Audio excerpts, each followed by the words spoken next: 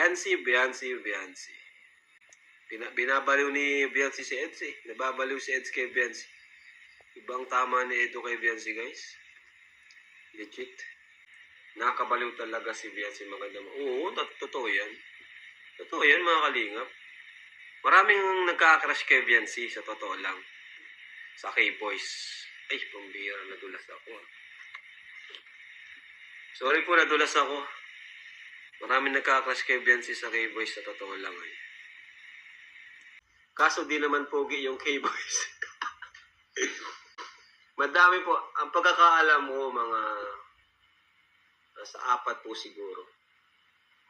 May crush kay Biancy. Yung iba, hindi alam na Eds. Hindi alam na Eds.